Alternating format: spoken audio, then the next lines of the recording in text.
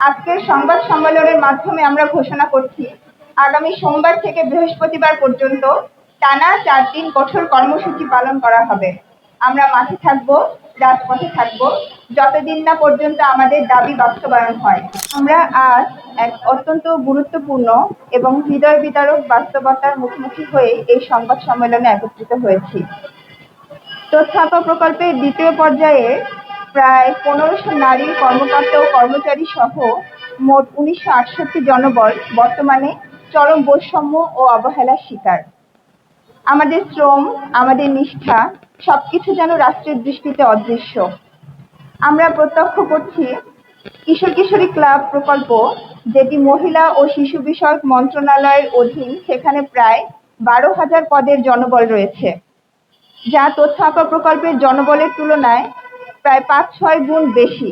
গতকাল উপদেষ্টা মহোদয় জনাব শারমিন এস মুর্শিদ প্রেসে সরাসরি প্রকাশ্যে জানান, তাদের মেয়াদ বৃদ্ধি করে রাজস্বকরণের প্রক্রিয়া শুরু হয়েছে, যা সম্পন্ন হবে আগামী 1 বছরের মধ্যে। অর্থাৎ 1 বছরের মধ্যে একটি জনবহুল প্রকল্প থেকে রেভিনিউ ফর্মে আনার কাজ ইতিমধ্যেই শুরু করেছে মহিলা ও শিশু বিষয়ক মন্ত্রণালয়। অন্যদিকে তথ্যাপা প্রকল্প নিয়োগ হয়েছে নিয়মতান্ত্রিক ও প্রতিযোগিতামূলক 3 স্তরের জাতীয় পরীক্ষার মাধ্যমে। ঢাকায় মেয়েরা এসে পরীক্ষা দিয়ে গেছে। মহিলা শিশু বিষয়ক মন্ত্রণালয়ের তত্ত্বাবধানে লিখিত, ব্যবহারিক ও মৌখিক পরীক্ষা শেষে উত্তীর্ণদের তালিকা চূড়ান্ত হয়। তাদের মেডিকেল ফিটনেস টেস্ট এবং পুলিশ ভেরিফিকেশনও সম্পন্ন হয়েছে। এত স্বচ্ছতা, এত প্রক্রিয়াবদ্ধতা থাকার পরও আজ পর্যন্ত আমাদের রাজস্ব খাতে স্থান হয়নি, এমনকি সামান্যতম কোনো পদক্ষেপও নিতে দেখা যায়নি। তাহলে প্রশ্ন জাগে, কেন কিশোর কিশোরী ক্লাব প্রকল্প সহ অন্য মন্ত্রণালয়ের অন্যান্য অনেক প্রকল্প, যেগুলো সবই আওয়ামী আমলের, অথচ তবুও জনবল সহ রাজস্বকরণ হতে পারছে, আর নারী কেন্দ্রিক একটি প্রকল্প, তথ্যাপা প্রকল্প, সেটি পাচ্ছে না? এটা কি শুধুই নারীদের প্রতি রাষ্ট্রের বৈষম্যের নগ্ন রূপ নয়? এটি কি মন্ত্রণালয়ের বিমাতা সুলভ আচরণ নয়? আমরা জোর দিয়ে বলতে চাই, তথ্যাপা প্রকল্প কোনো দয়া বা করুণার বিষয় নয়। এটি একটি অধিকার ভিত্তিক নারী নির্ভর তথ্য সেবাদান প্রকল্প, যেখানে আমাদের প্রতিটি নারী কর্মী মাঠ পর্যায়ে জনগণের তথ্য অধিকার নিশ্চিতে নিরলসভাবে কাজ করছেন। পাশাপাশি গ্রামীণ সেই অসহায় সুবিধা বঞ্চিত নারীদের ভরসাস্থল হয়ে উঠেছে এই তথ্যাপা। কিন্তু এই নারী কেন্দ্রিক প্রকল্পের ক্ষেত্রে বারবার অজুহাত, অবহেলা, অন্যায় আওয়ামী লীগ ট্যাগ এবং বাজেটের কথা তুলে বৈষম্য করা হচ্ছে। আমাদের তিনটি প্রধান দাবি আজ স্পষ্টভাবে পুনর্ব্যক্ত করছি। 1. তথ্যাপা প্রকল্পের কর্মরত জনবলকে পদ সৃজনপূর্বক রাজস্ব খাতে স্থানান্তর করতে হবে। 2. কর্তনকৃত বেতন ভাতা দ্রুত ফেরত দিতে হবে। 3. ত্রিপক্ষীয় আলোচনায় বসতে হবে এবং রাজস্বকরণের লিখিত রোড ম্যাপ প্রজ্ঞাপন আকারে দিতে হবে।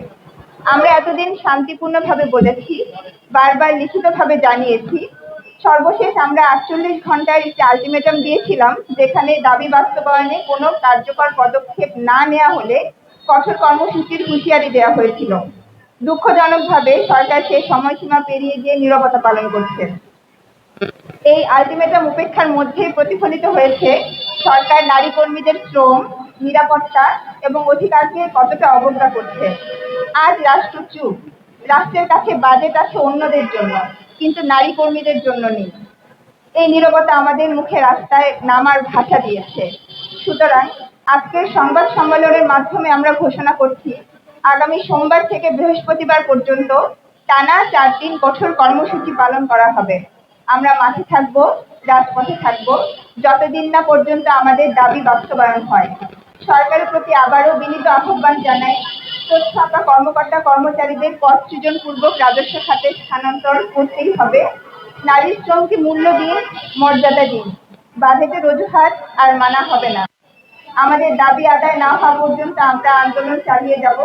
তথ্যাপাদের আওয়াজ থামানো যাবে না। যেখানে বর্তমান সরকার নারীদের উন্নয়নের মোটকে সামনে রেখে সারা বিশ্বে প্রশংসিত হচ্ছে, দেশে কর্মসংস্থান তৈরির জন্য বিভিন্ন সময় সরকার প্রতিশ্রুতি দিচ্ছে, সকল সেবা অনলাইন করার জন্য বিভিন্ন জায়গায় প্রতিশ্রুতি দেওয়া হচ্ছে, অথচ সেই নারীর ক্ষমতায়ন, নাগরিকদের অনলাইন সেবা নিশ্চিত করা, এই বিষয়গুলো নিয়ে যে তোচ্ছাপারা কাজ করে আসছে আর 14টা বছর ধরে, তাদের অধিকারের ক্ষেত্রে রাষ্ট্র কেন নিশ্চুপ? এটি আপনাদের উপস্থিত সকলে এবং দেশের জনগণের কাছে, সুশীল সমাজের কাছে, রাজনৈতিক দলবৃন্দের কাছে প্রশ্ন রেখে